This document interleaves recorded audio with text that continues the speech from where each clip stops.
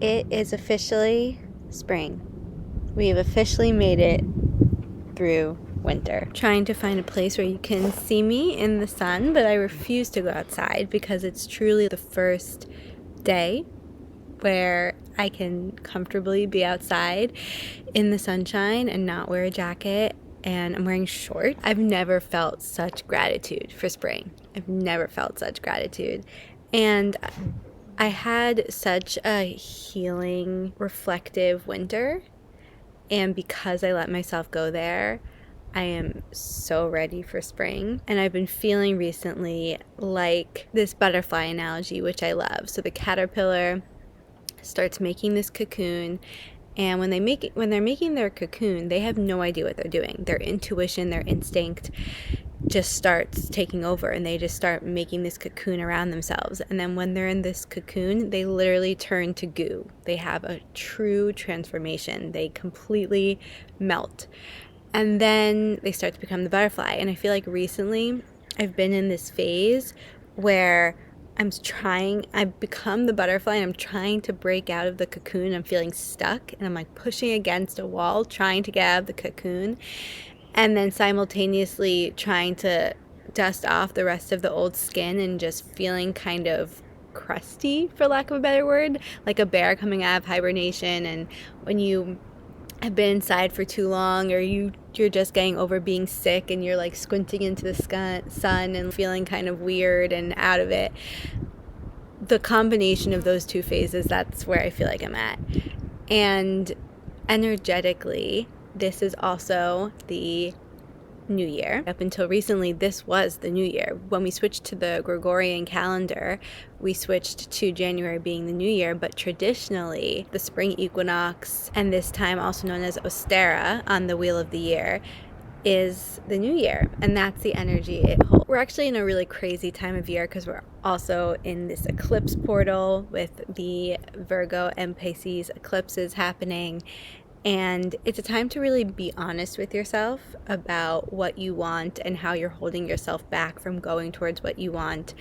And I know that usually this YouTube episode is reserved for us doing this full ritual together, but I haven't been feeling that. And part of that is because I do have to do this a little bit in advance. This is, like a week and a half before the official equinox actually happens, and I'm lucky that spring is showing up for me today so I can tune in and embody that energy. But because of that, it feels hard for me to do the full ritual. And I think I've also been in this process of either doing rituals that are very personal and sacred to me, or wanting to do them in person, in community. I'm really missing that in-person connection here, that in-person component. And I really feel like spring is about connection. And that's what I want to really highlight today, and what I want to help you ritualize today is connecting to the connections in your life. Because in winter, we're very connected to ourselves, we're very connected to nature, but it is this time of solitude and hibernation. And then spring, we come out of that hibernation, we start connecting with the world in a more holistic way again, and go back out into community. And of course, it's a little different in this day and age, but traditionally that's how it was, and that's how it's felt for me, for sure. And I was talking recently to someone about their understanding of magic and witchcraft and intentional living, and all of it is around relationships and connection, whether that's relationship with yourself, whether that's relationship with the world around you, nature, others. It's all about being in a relationship. And I know a lot of us can have moments where doing a whole ritual or whole ceremony feels really overwhelming, and so I want to hone in on the connection aspect and connecting to nature and connecting to this transition into the energy of spring. And how we're going to do that is I'm going to show you how I have begun opening my circle and my connection and my rituals each morning.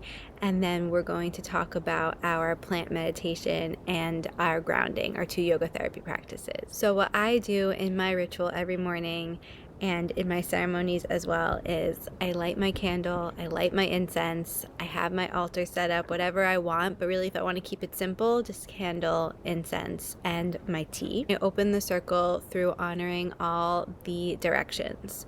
So I place myself in the center, and I don't always know where north or south or east or west is, so I just say that in front of me is north. I just make that decision for myself. This is what I do, and if you want a deeper explanation, feel free to ask. I also highly suggest you use your intuition and see what feels good for you or your own interpretation of this practice. I've learned semblance of this from my teacher, but I've really adjusted it to my needs, and I have different versions of it that are more extended and detailed or more simple. And so this is a really succinct version that I created for myself. So you always start to the east, and I say, air to the east, I welcome you. I pause and I breathe in. Fire to the south, I welcome you. Water to the west, I welcome you.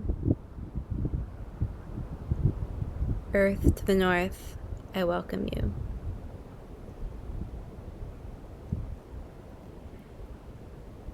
Gods, goddesses, spirits, benevolent ones up above, I welcome you. Ancestors below, I welcome you. The guidance and wisdom of my own intuition and inner knowing, I welcome you. My heart is open and we are all connected. May you guide me, may you support me, may we connect deeper. With that, the circle is now open.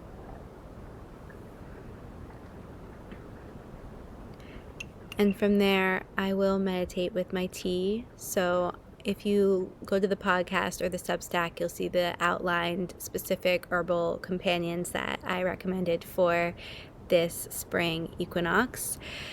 But you can use any plant or tea that you are feeling called to here today. Those herbal infusions are such profound, deep plant medicine, but they're not specifically tea. Tea is its own plant, its own thing, its own entity, and I've been delving deep into that in my tea certification course. So this is oolong tea from China, and it's one of my favorites. So I've been meditating with my tea every morning.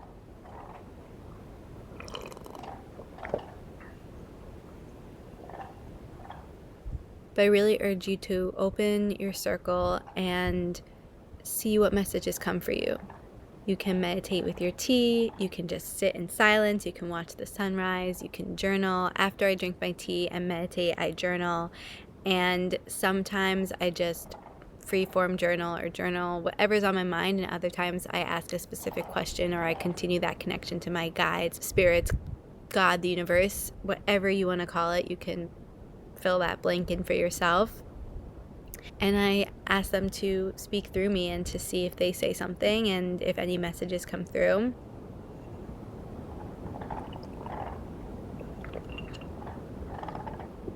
And now, as it's getting warmer, my intention is to do this outside as often as I can, or to take a couple minutes outside as part of the ritual.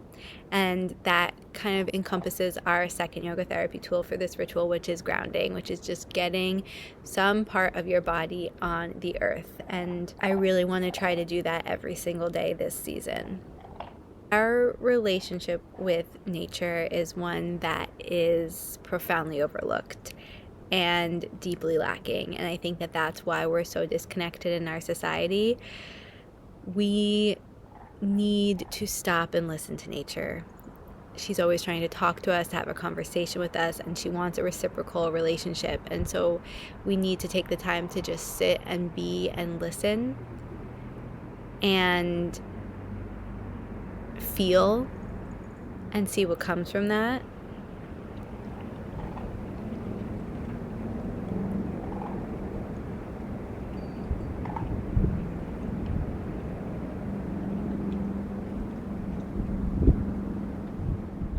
And let it be simple.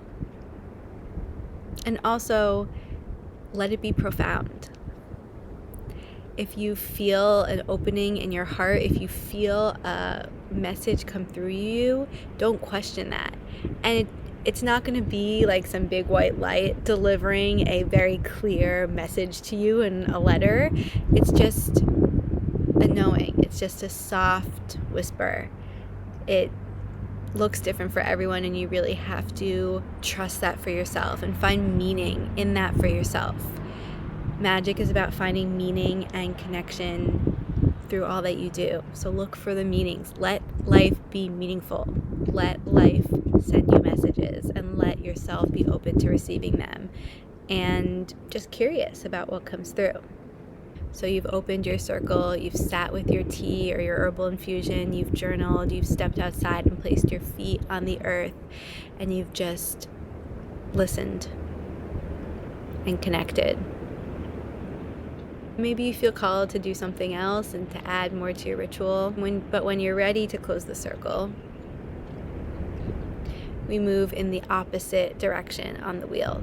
So start with the north. Earth to the north, I thank you. And here we breathe out instead of breathing in. Water to the west, I thank you. Fire to the south, I thank you. Air to the east, I thank you. Guides, gods, goddesses, spirits, benevolent ones above, I thank you. Ancestors below, I thank you. The guidance and wisdom of my own inner knowing and intuition, I thank you. The circle is now closed, but my heart stays open, and we all stay connected. May you continue to guide me and support me, and may we continue to connect. The circle is now closed, the circle is now closed, the circle is now closed. Thank you, thank you, thank you. So that's a little peek into my daily ritual, and also a little version you can do for yourself incorporating the spring energy.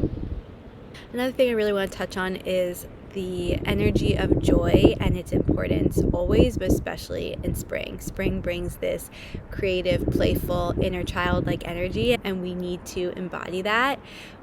Winter is this hibernation, germination, planting the seed, reflecting, preparing, processing, shedding, and then spring comes and we're ready to take action, and we're ready to initiate and move forward. And it can be easy to get caught up in the aggressive or very fiery energy, and while that can be beautiful, we also want to incorporate it with fun and play and joy, because that's why we're creating these things. That's why we're taking the action, is because it's meaningful to us, because it brings us joy to some degree. At least that's why we should be doing it. And so let yourself take action and initiate from a place of joy and from a place that's connected to your true heart's desires, and really question when you're moving forward with aggression or force, because your forward movement is powerful and your energy is felt.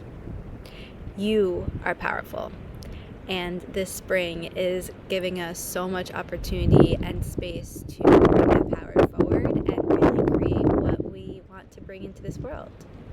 So I'll leave you with that for today.